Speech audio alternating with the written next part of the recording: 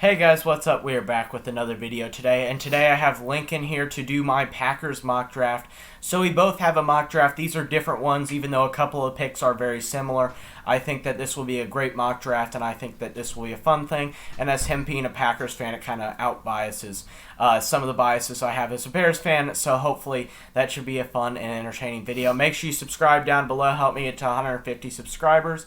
Like this video if you enjoyed it. It really helps everybody else find out about it. And comment all your thoughts and opinions down below, whether you're a Packers fan, a Bears fan, or whatever. And make sure you check out all my other videos and the podcast that we do, Sports Wave Podcast. So let's get started.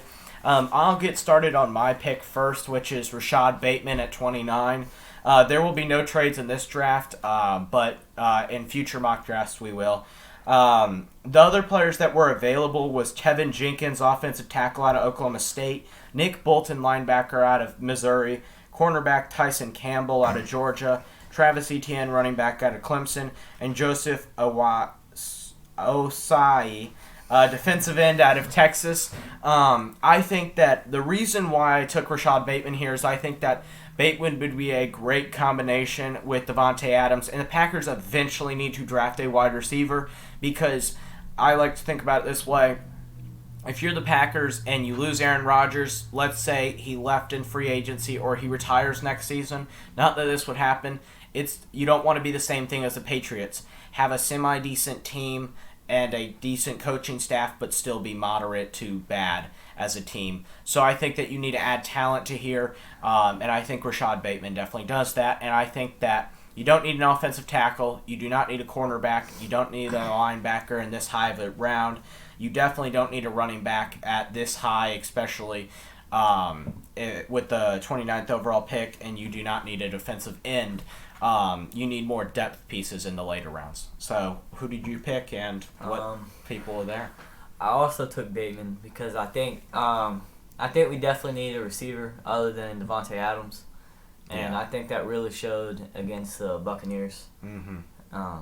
And Valdez-Scantling, he's too inconsistent. He drops way too many passes, and Lazard and Economia St. Brown are just not number 2 receivers. So I took Bateman. Right after him was Etienne, then Wyatt Davis, the guard from Ohio State, then Trevon Moehrig, safety from TCU, Joseph Osai, edge from Texas, and Creed Humphrey, the offensive center from Oklahoma. So why would you pick him over those other players? Was it just need value or positional? we need there's a lot more good edge rushers. And we don't need a safety. We don't need offensive. I mean, we could use some offensive line depth, but we don't need offensive line. And we just took A.J. Dillon, and we're trying to get Aaron Jones, so we definitely don't need a running back this early. Yeah. So with the 62nd overall pick, I picked Jay Trufaw, defensive tackle out of USC, and this is Southern California. As living in South Carolina, I've learned that some people think of it as the fake USC in South Carolina. The other players that were available were Eric Stokes, cornerback out of Georgia, Walker Little, offensive tackle out of Stanford, Tangalaya Huffingen, safety out of USC, Pete Warner, linebacker out of Ohio State, and Emil McNeil, defensive tackle out of North Carolina State. So I think the reason why I picked these guys was because cornerback is not a pressing need, linebacker is not a pressing need, and defensive tackle and safety are not super pressing needs. You could use depth pieces there, but not with the second round pick that they have. And offensive tackle, they need depth, but not a starter. I agree, and so I took Brevin Jordan, tight end from Miami. That's kind of just another. You don't want another season of filling the need. Tonyan. I like Tonyan. I think he could be the number 2 tight end, but I don't think he's a true tight end. Remember, he did come into the league as a fullback, and Jay Sternberger never really lived up to the hype. Mercedes Lewis, if he has, I haven't looked into it. If he hasn't retired, he will soon. Okay. So I took Brevin Jordan. Right after him went Davion Nixon, the defensive tackle from Iowa, Jordan Smith, the edge rusher from UAB, Rashad Weaver, the edge from Pitt, and Javonte Williams, running back out of North Carolina. Okay, so I see that you also have Hunter Long there. Why did you take Brevin Jordan over Hunter Long? The kind of offense that the Packers run, Brevin Jordan is he's more of a vertical threat tight end than Hunter Long is. Hunter Long is more of the inline kind of blocking tight end, kind of traditional tight end, whereas Brevin Jordan could line up in the slot potentially. Yeah. He's kind of like a gadget man at receiver. Okay. Tight end. Okay, so let's move on to their next pick, which is the 92nd overall pick. And I decided to draft Elijah Moore, wide receiver out of Ole Miss University. I thought this was a great addition just because you really use a speed threat. And even though you already drafted Rashad Bateman, Elijah Moore is a completely opposite wide receiver of Bateman or even Devontae Adams. This guy is a speed threat, and he can actually catch the ball, unlike Valdez-Scantling. And then the other players that were there were kind of Kyle Trask, QB out of Florida, Amari Rogers, wide receiver out of Clemson, Sean Wade, safety out of Ohio State, and Chaz Surratt, linebacker out of North Carolina. And I just thought that you don't need a quarterback. I don't think Amari Rogers is going to fill the need for the Packers because Devontae Adams kind of plays slot to a degree. Yeah. You don't need a safety and a falling prospect in Sean Wade. And you don't need a linebacker, Chaz Surratt from North Carolina, just because you already have some pretty good linebackers. I agree. I took, with a 92nd pick, I took Quincy Roche, edge rusher from Miami. Tyler Lancaster and Kinsley Keke just aren't going to get it done. We need not necessarily an elite edge rusher from the D-line, from the defensive end. You don't think Rashawn Gary's elite? Or even... I mean, we have Zadarius Smith and Preston Smith coming off the edge as linebackers, but we need a good defensive end. Yeah. And so I think Roche definitely fills that mold. Right after him came Amir Smith Marset, the wide receiver out of Iowa, Adrian Ely, the offensive tackle from Oklahoma, Ambry Thomas, the corner from Michigan, and Kellen Mond, Texas A&M QB. Okay, so do you think that he'll be able to fit? I think Miami runs a 4-3 system into a 3-4 system. I'm not sure about Miami, but I think they do run a 4-3 system. I don't think it's going to be that much of a difference on him. I think he'll just practice, and then we could even potentially move him out to linebacker.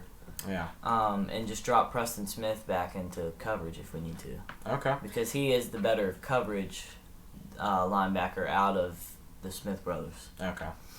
Yep. So with the 129th overall pick, I think that this pick was traded, and I think it's a 5th round pick, or is it a 4th round? It is a 4th round. Okay. Well, I think that this pick, this seems just a little bit later, but I decided to draft Aaron Banks, guard out of Notre Dame University. And the reason why I picked this guy was when I look at the needs of the Packers, they're very few and far between, other than they need depth pieces. And I think that Aaron Banks would be a great depth piece, a guy that can be a swing tackle or even guard. He can play center, he can play guard. I don't know if I'd put him at tackle. I would probably keep him inside the line.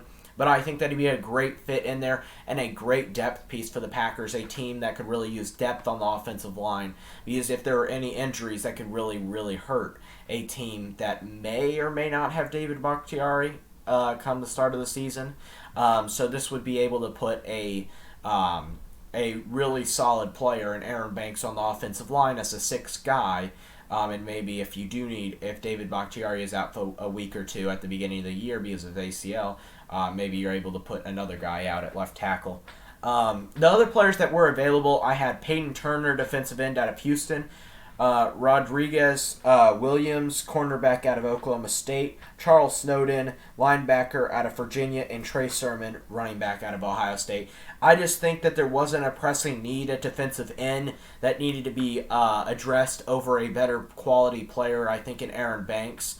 And I think that it was a little bit early for a guy in Trey Sermon that only had 2 really good games. And yes, they were fantastic games, but at the same time, he has to show me more in order to really kind of move up my chart into the 4th round. I think he's more of a 5th or 6th round guy.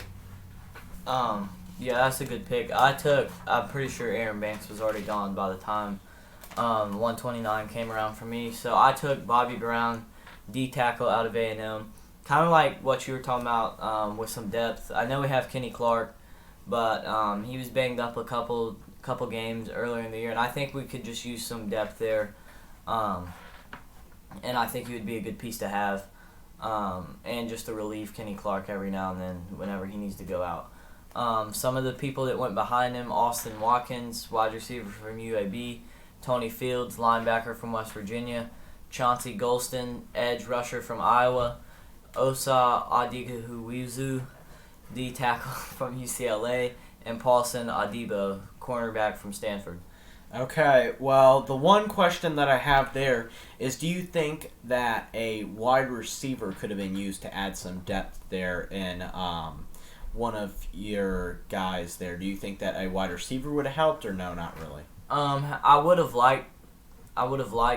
like for them to take a wide receiver there, but however, I do not think it's very possible that they take a receiver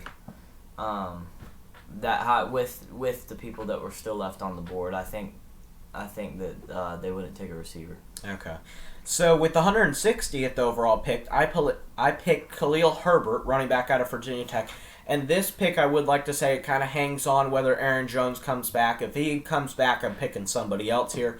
But my guess is that he probably doesn't, because he's going to see his time kind of cut down a lot with the emergence of A.J. Dillon, and you already have Jamal Williams there. So I think that you're really going to see he's going to see, well, my time's going to get cut a lot, so why not go to a team like the Steelers or another team out there that could really use his services, and he would get a lot more playing time and probably more money.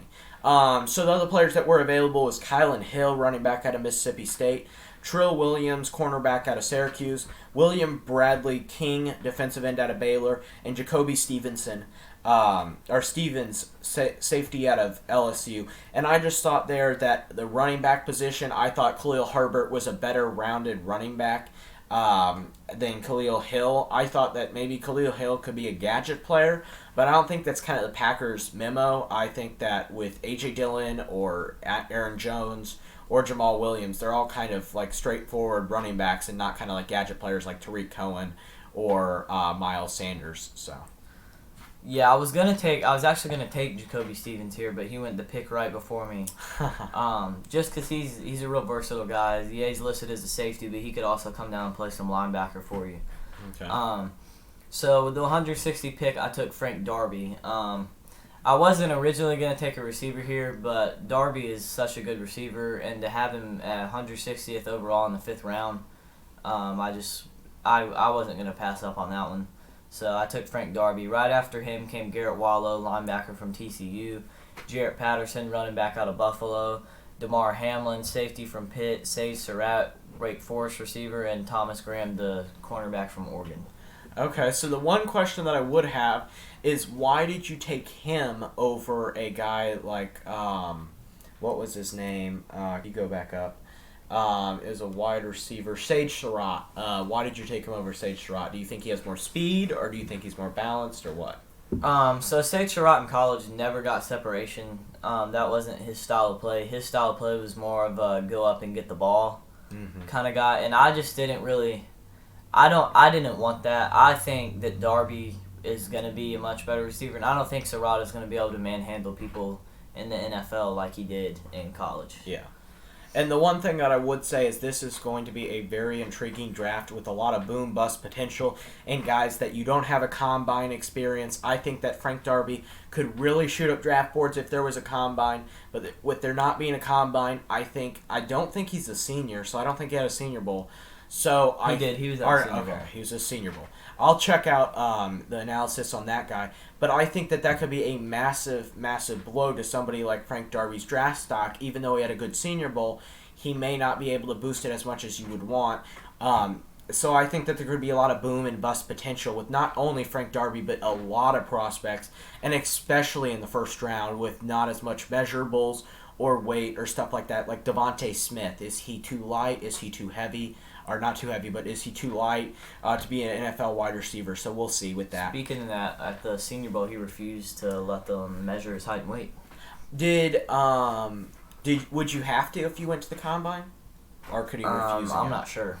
Because I think at some point the teams... He will at Bama's Pro Day, I'm sure. Okay, But if he doesn't at Bama's Pro Day, He will would drop. the teams require him to fill out a weight? Maybe he just doesn't want that information to get out. I'm Because not if he sure. does an individual team thing, maybe the teams bring him in, they weigh him, and he just doesn't want everybody to know. I'm not sure. But that's my guess. So at 192, I picked Chris Rumpf II, defensive end out of Duke. I'm sorry. The other players that were available was two Pitt safeties, Parrots Ford and Demir Hamline, safeties out of Pitt, and then Tamari Terry, wide receiver out of Florida State, and Javon Hawkins, running back out of Louisville. I didn't pick a safety because I think that the Packers have a great safety core, and Darnell Savage and Adrian Amos, and they have some good backups that you could put Kevin King maybe as a safety, or you could be able to put some other good depth pieces there. So they don't need a safety, and wide receiver's already been addressed, and so has running back. So I thought that was a good pick there. With the 192nd pick, I took Patty Fisher, linebacker out of Northwestern. At his time with Northwestern, he showed great leadership. He played great against Ohio State. And he was really the leader on that defense. I think he's kind of like a James Skoski guy. Not really a big, not really high on him, but a great leader. Yeah. And has good potential and talent. Hard hitter. So right after him came Malcolm Kuntz, edge from Buffalo. Tyreek Thompson, the safety from San Diego State. Bradley Moore, tight end from Kansas State. Derek Barnes, linebacker from Purdue. And DeMonte Coxey, wide receiver from Memphis. Yeah. So we are on to the final pick, and with the 222nd pick and the final selection for the Packers, I drafted Christian Uphoff, safety out of Illinois State, and mostly I just drafted this guy because I knew him as a prospect. As a big Illinois State fan, I followed his career, and a fantastic player, a great ball hawk, able to get all around the field, and a really, really physical player. He is not as good as Eddie Jackson, but he plays like an Eddie Jackson. But I just think that there would be a lot of potential here, and a guy coming out of their own neck of the woods, I thought that that'd be a good pick just to pick up a local prospect and to be able to maybe develop him into something. The other guys that were available, though, real quickly, was Josh Ball, offensive tackle out of Marshall, Carrion Engelline, tight end out of NC State, and Martell Williams, wide receiver out of UCF. So I just thought that all those positions were pretty well filled up. So I was originally going to take a running back or maybe a secondary player, but then whenever I came upon the pick and Chris Rumpf, the edge rusher from Duke, was still there, I couldn't pass on him because I think the dude is going to be a stud. I saw him; he dominated against Notre Dame. He had, I think, 2 sacks, I think it was, and he played really, really well against an elite offensive line. And so I think he will make an impact at the NFL level. And so I took Chris Rumpf. Right after him went Kylan Granson, tight end from SMU, Shakur Brown, cornerback from Michigan State, and Josh Ball, the offensive tackle from Marshall. Okay, so what are your final thoughts on this mock draft here? I think honestly, if the Packers draft these players, I think we'll be really in really good shape for next year. Okay, so especially with the 2 good receivers coming out. I have one final question for you. So there's been a lot of rumors around Deshaun Watson, Carson Wentz, and so many other quarterbacks going to the Chicago Bears. And with the Chicago Bears probably being the second best team by most people's standards in the NFC North, do you think that the Bears are a quarterback away from winning the division, or do you think that the Packers are able to retain their title? I think that if you get Watson, it's questionable. I don't know because then again, you're also losing Allen Robinson still. Well, I think we would be able to actually keep Allen Robinson. You might be able to. Because it's only $10 million, and we'd probably be sending guys that are getting paid more than that, like an Akeem Hicks or Kyle Fuller, or maybe even a Roquan Smith or Eddie Jackson. You might be able to keep Allen Robinson. I'm not sure they might want him for the trade. I definitely think if you get Carson Wentz, the Packers are division titles. If you get Watson, I don't know. The Packers have owned the Bears the last couple years. Yeah, unfortunately. Even when Aaron Rodgers gets hurt, we still find a way to win. Yeah, it's been disappointing, and I don't need to bring up the number, but they've been doing a lot of disappointing things. So, as always, make sure you hit the 2 videos down below and hit the subscribe button up here. Go check out the Sportswave Football Podcast to make sure you check out all sorts of great content there. As always, have a great day. Bye.